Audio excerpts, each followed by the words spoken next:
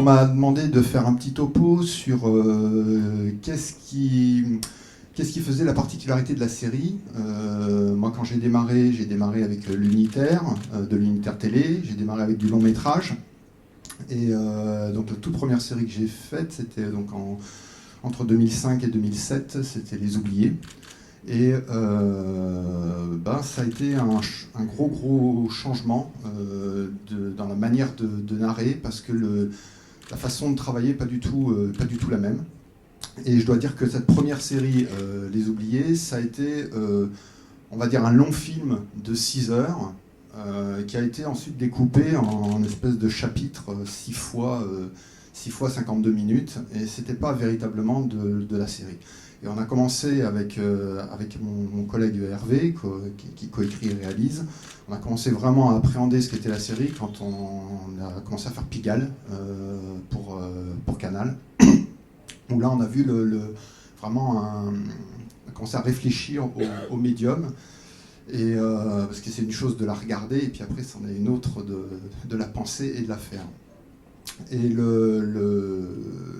j'ai envie de dire, ce que j'en retiens de la série, puisque on m'a dit que je pouvais m'adresser à des gens qui pouvaient passer le pas et qui avaient peut-être envie de se mettre à écrire, ce qui m'a fait d'un seul coup penser vraiment l'idée de rentrer dans la série, c'est le fait de décliner un concept. Il y a cette idée de décliner quelque chose. Et que l'on n'a pas avec l'unitaire. L'unitaire, c'est un one-shot. On pense un sujet et on traite ce sujet. Avec de la série, on commence à penser autre chose. On commence à penser à l'idée de décliner un concept. Le concept, c'est le pilote, en fait. Donc, c'est vraiment le moment où il faut penser votre série, c'est sur le pilote. Et il y a cette idée, donc dans la déclinaison, il y a l'idée d'une espèce de paradoxe, où à la fois on se doit de répéter quelque chose. Le plaisir de la série, c'est quand on retrouve des personnages, quand on retrouve un contexte, quand on retrouve des situations. Et en même temps, de l'autre côté, il faut quand même réussir à la faire évoluer. Parce que si on ne fait que répéter, au bout d'un moment, on se fait chier, on s'ennuie, on se dit, bon ouais, ok. Le 3e épisode, c'est à peu près la même chose que le premier. Puis surtout quand on commence à rentrer dans des saisons, on se dit, bon, alors là, déjà, je l'ai déjà vu. C'est vraiment l'idée, ça se répète, et c'est mauvais signe quand on commence à dire ça se répète. Alors que le paradoxe, c'est qu'en même temps, on cherche à retrouver la même chose, et que si jamais on fait trop évoluer le concept en question, là, on perd un autre public qui commence à dire, oui, mais alors moi, j'aimais bien mes personnages, j'aimais bien... je sais pas, le contexte, j'aimais bien les situations. Puis là, d'un seul coup, on part sur autre chose, on sent que l'auteur a envie de partir sur de nouvelles idées, et ça change, on pourrait dire, l'ADN de la série telle qu'elle était proposée dans le pilote. Donc c'est un espèce d'équilibre à trouver, où à la fois on se doit de répéter certaines choses, parce que sinon il faut qu'il y ait cette idée de rendez-vous, et ça peu importe que ce soit sur du web ou sur de la télé ou un autre médium, il y a cette idée de rendez-vous, on retrouve quelque chose, et en même temps, on doit sentir que ça évolue, et que ça ne soit pas quelque chose qui soit répétitif dans le mauvais sens du terme. Et cette idée de répétition, elle amène aussi un concept qui est particulier, je trouve, de la série, qui est l'idée de partir sur quelque chose qui n'a pas de fin. Or, justement, tout ce qui fait l'unitaire, ou le long métrage, peu importe, c'est cette idée d'avoir un sujet où on va raconter, comme on dit, une histoire, avec donc un début, le développement de ce que l'on a envie de traiter à travers le sujet, et puis la fin qui vient comme une espèce de conclusion de la fable où on va avoir la petite morale de l'histoire, entre guillemets, on va dire, bon ben voilà, vu comment ça se termine, on peut dire que un tien vaut mieux que deux tueras, et que Pierre qui roule n'amasse pas mousse, etc., etc. Il y a cette idée d'ouvrir quelque chose, de le développer, de boucler. Or, dans une série feuilletonnante, surtout feuilletonnante, ça se doit a priori d'être sans fin, même si a posteriori il y en aura une, parce qu'au bout d'un moment l'auteur a plus d'inspiration, les spectateurs se font chier, ils la regardent plus, le producteur il est passé à autre chose, je sais pas, le diffuseur a envie de changer de ligne éditoriale. A posteriori il y aura une fin, mais au moment où on la crée, il n'y en a pas. Dans notre tête, en tout cas en tant qu'auteur, il n'y en a pas. On se dit, bah ça, avec ça, je pourrais tenir indéfiniment, je peux réussir à créer une espèce de combinaison qui fait que ça ne se terminera pas. Donc c'est ce moment-là, en fait, où avec mon collègue Hervé, où on s'est rendu compte qu'on devait changer complètement de paradigme. C'est-à-dire qu'on n'est plus dans l'idée de j'ai envie de traiter ceci, cela, et je vais créer des personnages pour traiter ce que j'ai envie de traiter. Je vais créer donc des intrigues, je vais créer une situation, je vais créer tout un univers pour traiter ce que j'ai envie de traiter, sachant qu'à la fin, je vais conclure sur ceci, cela. Là, en fait, on est dans une sorte de dispositif. L'idée, c'est de mettre en place un dispositif, de créer une espèce d'émulsion qui va faire que les intrigues vont naître de cette émulsion. Et donc, c'est une autre façon de penser. C'est-à-dire qu'on ne part plus sur un sujet et on développe une intrigue, on part sur des personnages, on part sur un contexte, on a 2-3 situations clés où on se dit ça, je vais pouvoir jouer avec pendant un bon moment, et on ne sait pas ce que l'on va avoir au bout de 10 épisodes, 12 épisodes. Aucun des grands showrunners à travers les séries qu'on peut aimer n'a dit, bah ça y est, moi je savais, même les auteurs de Lost ne savaient pas, j'étais honnête, ils ne savaient pas où ils allaient. Bon, après ça s'est un petit peu vu, mais ils ne savaient pas où ils allaient. Bon. Et le plaisir il vient de là. Vince Gilligan, quand il parle de Breaking Bad, il dit, j'avais l'idée d'un beauf qui allait finir par devenir Tony Montana dans Scarface.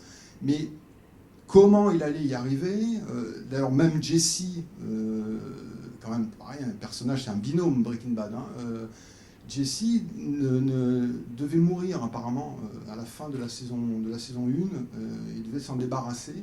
Donc ça veut dire qu'il n'avait pas encore trouvé le concept du binôme quand il a commencé à... Les choses se sont dessinées petit à petit. Et ça c'est très important parce que pour nous, Français, quand on est auteur en France, c'est que c'est quelque chose qui est très difficile à faire accepter aux diffuseurs et aux chaînes de télé. Cette idée que, attention, une série, on vient avec un dispositif, on vient avec un concept, et petit à petit, les choses vont s'écrire au fur et à mesure. Et même les auteurs de Lost, d'ailleurs, allaient chercher, il y avait une part d'interactivité, ils allaient chercher chez les fans des idées à travers ce qu'il pouvait y avoir ce qui pouvait fuiter sur Internet. Ils prenaient par-ci, par-là des choses qui pouvaient les intéresser en disant tiens, ils ont envie de voir ça, et pourquoi on ne ferait pas ça? Donc il y a une espèce de jeu qui se crée vraiment pendant presque la diffusion. Et ça, c'est quelque chose de très difficile à faire passer en France. Je ne sais pas pourquoi. Il y a un côté très cartésien, très normé. Et quand on vient avec des concepts de séries en France, la première chose qu'on vous demande, c'est mais est-ce que vous avez la saison et est-ce que ça se termine? Non, justement, le but c'est que ça ne se termine pas. C'est que quand on arrive au bout de l'épisode 8, on peut continuer et on n'a pas d'idée de ce que pourrait être la fin. Matthew Weiner n'a jamais eu l'idée de ce que pouvait être la fin de Breaking Bad. On va y arriver bientôt, mais... Et l'autre point aussi, je pense que ce qui fait le plaisir aussi de la série, c'est un grand retour aussi du récit.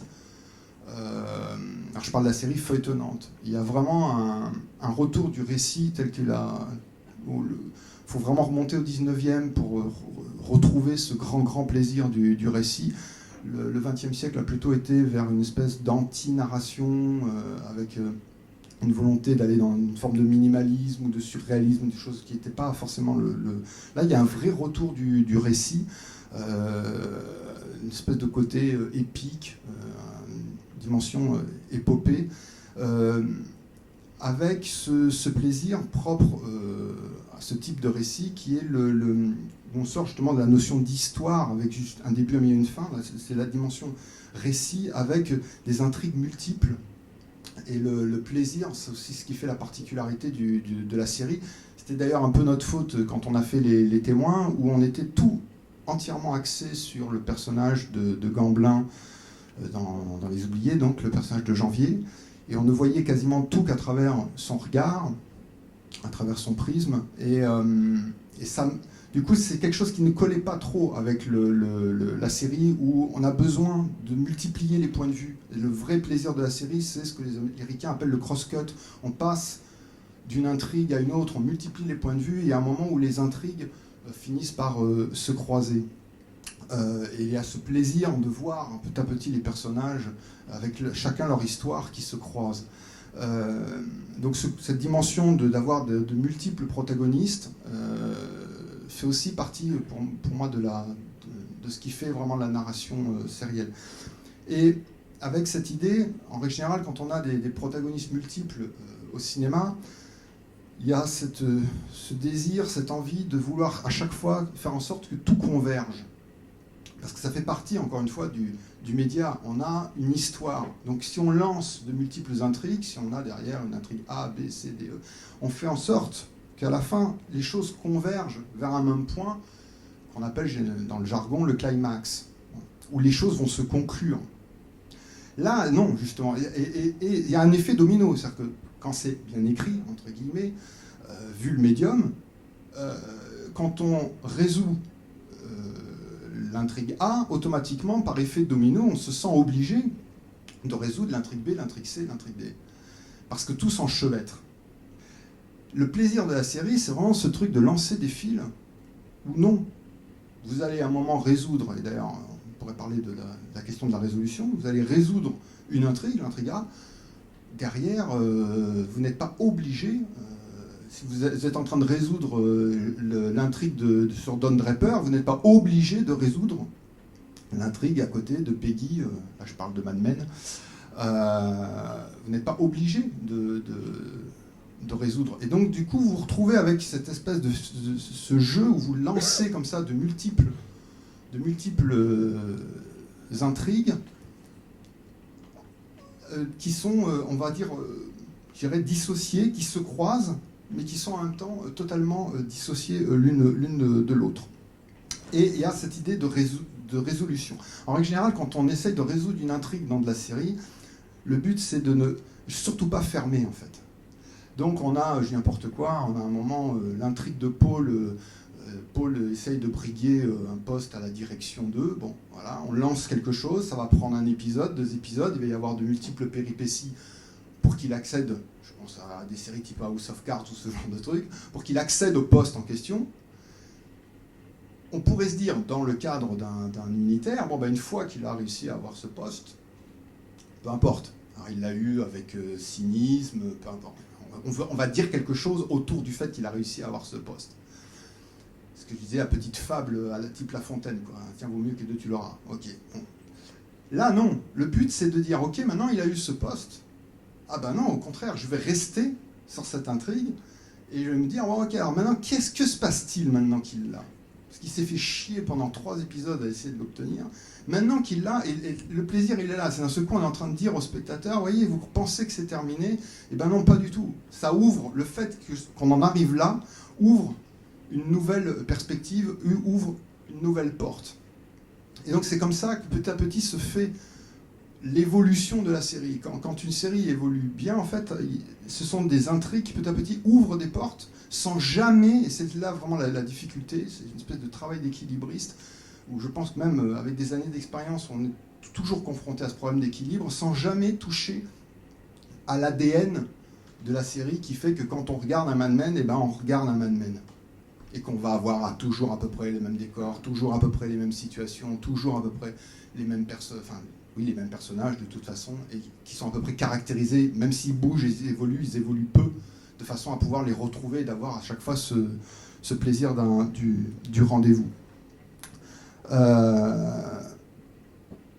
Donc voilà, cette idée, c'est la raison pour laquelle, en fait, ce que je voulais faire passer, c'était ça, en fait. Cette idée que si vous avez envie de développer de la série, on a plutôt envie en tant qu'auteur, enfin pas envie, mais c'est ce qui vient spontanément à l'esprit, c'est de penser immédiatement intrigue. Et de se dire, bah, c'est quand même la moindre des choses, de se dire qu'est-ce que je raconte. Et c'est le paradoxe de la série, c'est qu'il ne faut pas démarrer par là, en fait. Quand on démarre par qu'est-ce que je raconte, et ben en fait on est en train de fermer de fermer quelque chose, au lieu d'ouvrir. Et le propre de la série, c'est pas de se dire... C'est pas la première question. Je dis pas qu'après, il faut pas se la poser, parce qu'à un moment, il va falloir écrire des intrigues. Mais c'est pas de poser la question, qu'est-ce que je raconte, qu'est-ce que j'ai à dire, qu'est-ce que j'ai envie de faire passer. Parce que là, immédiatement, on est dans de l'unitaire. Immédiatement, on rentre dans de l'unitaire ou du long métrage, peu importe, ça revient au même. Mais immédiatement, on est dans un one-shot. En fait, quand on crée de la série, il faut réussir à partir. Il ne faut pas partir sur l'idée qu'est-ce que je raconte, il faut partir sur l'idée qu'est-ce que j'ai envie de créer comme personnage, dans quel contexte j'ai envie de les faire évoluer, dans quel type de situation au pluriel j'ai envie de les mettre, et de sentir, en mettant en place cette espèce de Lego, de sentir que petit à petit, il y a une émulsion qui se met en place et qu'il y a tout un tas de combinaisons possibles, tout un tas de combinaisons incroyables. Et vous dites, mais avec ça, je vais pouvoir tenir très très longtemps, et donc a priori sans fin. Et voilà, je vais terminer là-dessus. Donc dans l'ordre de démarrer donc, par le dispositif, ce que j'appelle le dispositif, personnage, contexte, situation, et ensuite seulement de penser des intrigues. Et l'autre point, c'est de faire attention à des genres. Il y a des genres, ou en tout cas on pourrait dire des situations dramatiques qui se prêtent mal à de la série. Paradoxalement, l'enquête criminelle. Alors je parle de la série feuilletonnante. Je parle pas de la série avec un héros récurrent et des intrigues bouclées. Parce que là, le but est de parler du feuilletonnant. L'enquête criminelle, évidemment, ça s'y prête mal. Vous ouvrez avec un crime. Qui a fait le coup? Bon. Donc on va obligatoirement terminer quelque chose. On sent qu'on va terminer la narration. Alors que le but est justement de rester sans arrêt ouvert. Non, bah oui, The Killing est un bon exemple. Non, oui, 20 épisodes, je sais. Mais c'est pas de la série, je sais. Mais c'est pas de la série feuilletonnante. C'est une série qui se boucle. Ah bah oui, je sais, c'est pas une histoire de nombre d'épisodes, ce que je suis en train de dire là. C'est une histoire de processus de pensée. Mad Men, t'es pas en train de te dire à un moment où ça se termine? C'est pas quand ça commence. Voilà. Voilà. On a une petite différence en Mad Men. Non, mais justement, 24 heures, c'est à chaque fois un héros qui revient avec à chaque fois une nouvelle mission. On prend mais même enfin, voilà une série qui s'est gamellée mais bien à cause de ça, en ayant maintenu une unité d'action qui ne va pas avec la série, c'est Prison Break. Vous avez un type qui rentre, il va faire évader son frère. Donc il y a un moment où il va faire évader son frère. Il y a un moment où il va s'évader. La série s'appelle Prison Break, la série. Donc un dispositif répétitif, a priori sans fin. Il y a un moment où il va s'évader. Et quand il s'évade, ça continue à s'appeler Prison Break. Sauf que là, d'un seul coup, on est complètement ailleurs. On n'est plus dans le même contexte. Les personnages, c'est plus tout à fait... Il faudrait rentrer dans le dispositif narratif, mais c'est plus tout à fait la même chose. D'un seul coup, on est dans plein d'intrigues différentes autour de personnages qui ne tournent plus autour de Michael Scofield. Et à la fin de la saison 2, qu'est-ce qu'il fait? On les remet en prison, parce que ça s'appelle quand même Prison Break. Et là, on se dit, oui, mais c'est bon, ça y est, je l'ai déjà vu. Et là, pour le coup, ça se répète dans le mauvais sens du terme. Mais parce que le concept, le dispositif ne se prête pas à de la série. C'est comme si vous disiez, je vais faire une série où on fait un casse. Une série où on fait un casse. Ça n'a pas de sens. Vous voulez faire Ocean Eleven, ne peut pas être une série. Ou alors vous multipliez les casses à chaque fois. Mais ce n'est pas de la série feuilletonnante, ça se boucle. Il y a une intrigue. Et elle se boucle. Vous racontez une longue histoire, peu importe, ça prend 12 épisodes, 24 épisodes, vous racontez une longue histoire. Mais ce qui fait de la série, ce qui fait du Six Feet Under, ce qui fait du Soprano, ce qui fait toutes ces séries qu'on aime, c'est cette idée que c'est a priori sans fin et qu'il n'y a pas de narration au sens d'un sujet avec un début, un développement, un début, un milieu et une fin. Voilà, je ne sais pas si j'ai réussi à faire passer mon truc, mais voilà. Merci Marc.